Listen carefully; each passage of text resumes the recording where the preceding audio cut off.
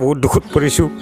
মাটি বাৰী একো নাই, দুকঠা মাটি আছে তাকো বিক্ৰী কৰি দিলোঁ। চাওক এডাল পাইপ এনেকৈ সোমাই আছে আজি কিমান মানে মই আধাতে আধৰুৱা হৈ থাকিলোঁ।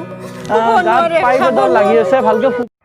নমস্কাৰ, মই লোহিত নাথ আৰু আজি মই আহিছোঁ গড়েশ্বৰলৈ। গড়েশ্বৰৰ পৰা তোমাৰ এইখিনি গাঁওখনৰ নাম কি কয়? উত্তৰ চেউনি। উত্তৰ চেউনিলৈ আহিছোঁ আৰু উত্তৰ চেউনিত আহিছোঁ মই আপোনালোকক দেখুৱাবলৈ। তোমাৰ নামটো কোৱা? ধ্ৰুৱজ্যোতি ৰাজবংশী। তোমাৰ প্ৰব্লেমটো কি হৈছিলে এইটো? মোৰ প্ৰব্লেম, মই গোৱাত মেডিচিন কোম্পানীত কাম কৰি আছিলোঁ। তাত কিবা এটা ছাইড এফেক্ট হ'ল, হৈ মোৰ হাওঁফাওঁ এটা সৰু হৈ গ'ল আৰু আপোনাৰ তাত কিবা পানী জম খালে। আজি 2 বছৰৰ পৰাই মই ট্ৰিটমেণ্ট কৰি আছোঁ। কৰি মানে অপাৰেশ্যন এটাৰ কাৰণে লাষ্ট বাকী আছে। মোৰ গোটেই পেচা কিনা গোটেই শেষেই হ'ল।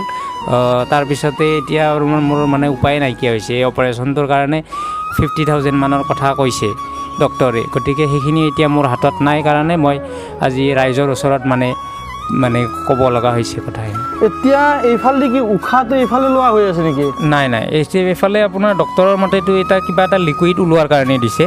সিহঁতে কয় যে তেনেকুৱা পানী এটা ওলাই এইফালে ৰাতিপুৱা গধূলি 2 টাইম। তাৰপিছতে এইটো কিমান দিনৰ পৰা পাইপডাল এনেকৈ কিমান দিনৰ পৰা আছে তোমাৰ তাত? আজি আপোনাৰ মোৰ বেমাৰটো ধৰা পৰিছিলে। প্ৰথমতেতো কিবা কিবি হৈ গ'ল, তাৰপিছত চিটি স্কেন কৰাৰ পিছতে এইটো গম পালে। তাৰপিছত আপোনাৰ 1.5 বছৰমানৰ পৰাই পাইপডাল লাগি আছে। কিন্তু জানুৱাৰীতে মোৰ এইটো খোলা কথা আছিলে, কিন্তু আপোনাৰ তাৰপিছত পইচাৰ অভাৱৰ কাৰণে কৰিব পৰা নাই। কৰোণাৰ কিবা কিবি আহি গ'ল প্ৰব্লেম, সেইটোৰ কাৰণে মানে আজি এতিয়া লাষ্ট এইবাৰ 1 মাহ পিছত মোক মাতিছে ডক্টৰে, কিন্তু সেইটো মই এতিয়া যাবৰ কাৰণে সক্ষম হোৱা নাই যে পইচা নাই হাতত। এয়া ধ্ৰুৱজ্যোতিৰ দেউতাক হয় আৰু দেউতাকৰ মুখেৰে শুনক কেনেকুৱা এটা অভাৱত পৰি ল'ৰাটোক চিকিৎসা কৰিব পৰা নাই আজি। কওক আপুনি। মই ৰাইজক বহুত দুখত পৰিছোঁ। মাটি বাৰী একো নাই, দুকঠা মাটি আছে তাকো বিক্ৰী কৰি দিলোঁ। দি এতিয়া মই লটি ঘটি 2 লাখ 3 লাখ মান টকা খৰচ কৰি বেমাৰৰ চিকিৎসাও একো ভাল হোৱা নাই। মানে ঘৰখনৰ শান্তিৰ সৃষ্টি নোহোৱা হৈছে ছাৰ। কি কৰিম এতিয়া উপায় নোহোৱা হৈছোঁ। সেইকাৰণে বোলে কি কৰিম কি নকৰিম ভাবি চিন্তি এইগিলাখান কৰাতে দেখোন এনেকৈ খবৰ পাই পেলাই ৰাইজকে জনালোঁ আৰু। এতিয়া কি কৰে ৰাইজৰ পৰা অলপ সহায় সাহাৰ্য বেছি কৰিলে ভাল লাগে আৰু। মই খবৰটো আপোনালোকৰ মাজলৈ লৈ গৈছোঁ। আপোনালোকে যোনে যেনেকৈ সহায় কৰিব পাৰে তাক সহায় কৰিবলৈ আগবাঢ়ি আহক আৰু তাক চিকিৎসাৰ ব্যৱস্থা যদি কোনোবাৰ চিনাকি আছে, কোনোবাৰ কিবা মানে জানে এনেকুৱা আগবঢ়াই দিয়ক। ল'ৰাজনৰ এইটো ঘূৰি দিয়াচোন তুমি। এইটো দেখিছে আপোনালোকে, এই বস্তুটো চাওক, এডাল পাইপ ওলমি আছে এনেকৈ ভিতৰৰ পৰা। আৰু এই পাইপডাল থকা আজি প্ৰায় কিমান বছৰ হ'ল? 1.5 বছৰ ধৰি পাইপডাল এনেকৈ লৈ আছে। অপাৰেশ্যনত খুলি দিব কৈছিলে ডক্টৰে, কিন্তু টকাৰ অভাৱত খুলি দিব পৰা নাই। মই বিষয়টো আপোনালোকৰ মাজত লৈ গৈছোঁ। আপোনালোকে যেনেকৈ পাৰে সহায় কৰিবলৈ আগবাঢ়ি আহক। আৰু ইয়াৰ মাধ্যমেৰে মই আৰু এটা বস্তু জনাইছোঁ যে চৰকাৰে এনেকুৱা কিছুমান আঁচনি লওক যে এই ল'ৰাবিলাকক চিকিৎসাৰ কাৰণে ব্যৱস্থা এটা কৰি দিয়ক। মই সদায় কৈ আছোঁ যে এনেকুৱা কিছুমান আঁচনি লওক যে এককালীন সাহাৰ্য দিয়ক এই ল'ৰাবিলাকৰ চিকিৎসাৰ কাৰণে।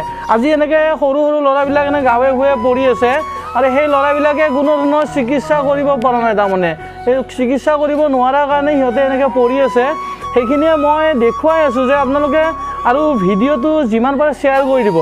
ভিডিঅ'টো শ্বেয়াৰ এইকাৰণে কৰি দিব যে আপোনালোকৰ ফ্ৰেণ্ড লিষ্টত থকা কোনোবাই যদি সহায় কৰিব পৰা মানুহ থাকে তেখেতক সহায় কৰিবলৈ আগবাঢ়ি আহিব। সেইকাৰণে মই ভিডিঅ'টো শ্বেয়াৰ কৰি দিব কওঁ। আৰু এইটো চাওক, এডাল পাইপ এনেকৈ সোমাই আছে আজি কিমান অসুবিধা হ'ব পাৰে। 1.5 বছৰ ধৰি এনেকৈ আছে আৰু তাৰ কোনো উপায় নাই হাতত। ঘৰখনৰ মাটি বাৰী বিক্ৰী কৰি পেলাই শেষ হৈছে, গোটেইখিনি কৰিব পৰা অৱস্থাত নাই। দেউতাকে নিজে কৈছে তাৰমানে। সেইটো কাৰণে মই মোৰ ফালৰ পৰা আমাৰ মাননীয় মুখ্যমন্ত্ৰী সৰ্বানন্দ সোণোৱাল ছাৰ, হিমন্ত বিশ্ব ছাৰ সকলোকে মই আহ্বান জনাইছোঁ যাতে আগবাঢ়ি আহে, ঘৰখনক কিবা এটা সহায় কৰে যাতে। এয়া ধ্ৰুৱজ্যোতিৰ মাক হয়, মাকৰ মুখেৰে শুনক কেনেকুৱা এটা অৱস্থা তাৰমানে। নমস্কাৰ ৰাইজ, আপোনালোকে সহায় কৰক। মোৰ এই কণমানি 27 বছৰীয়া ল'ৰা, তাৰ কাৰণে মই বহুত আশা কৰিছিলোঁ সিহঁতৰ পৰাই মই কিবা অলপ সুখী হ'ম বুলি, কিন্তু মই আধাতে আধৰুৱা হৈ থাকিলোঁ। বেছিখিনি চব চালোঁ, কিন্তু সিয়াক মই ভাল কৰিব পৰা নাই।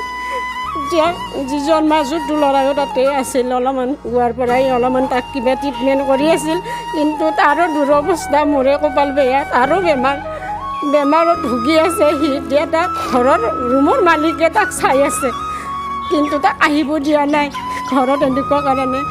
কিন্তু আপোনালোকে জানো বিনম্ৰ অনুৰোধ মোৰ, জানো এই পৰিয়ালটোৰ এই একমাত্ৰ ল'ৰা, এইটো ডাঙৰ তাক জানো আপোনালোকে অলপ সহায় কৰি ভালৰ ফালে আনে। ভিডিঅ'টো যিমান পাৰে শ্বেয়াৰ কৰি দিব যাতে কোনোবা সহায় কৰিব পৰা মানুহে পাই পেলাই আগবাঢ়ি আহে। আৰু সেইটোৱে মই জনাইছোঁ যে আপোনালোকে শ্বেয়াৰ কৰি দিয়ক, যদি সহায় কৰিব পাৰে সহায় কৰিব। আৰু ইয়াৰ একাউণ্ট নাম্বাৰ সন্মুখতে দিয়া থাকিব, একাউণ্ট নাম্বাৰ গোটেইখিনি ফোন নাম্বাৰ দিয়া থাকিব, ফোন কৰিব, খবৰ ল'ব, কেনেকুৱা ধৰণে সহায় কৰিব পাৰে। কাৰণ বহুত কষ্টত আছে, এডাল পাইপ এনেকৈ গাত পাইপ এডাল লাগি আছে, ভালকৈ শুবও নোৱাৰে, খাবও নোৱাৰে, বহুত অসুবিধা বহুতখিনি আছে। আৰু একেবাৰে উপায় নাই কাৰণে মই আপোনালোকৰ মাজলৈ দেখুৱাইছোঁ। আপোনালোকে যিমান পাৰে সহায় কৰিবলৈ আগবাঢ়ি আহিব, যেনেকৈ পাৰে সহায় কৰিব। ভিডিঅ'টো শ্বেয়াৰ কৰি দিব কিন্তু যাতে কোনোবা সহায় কৰিব পৰা মানুহে পায় তাৰমানে।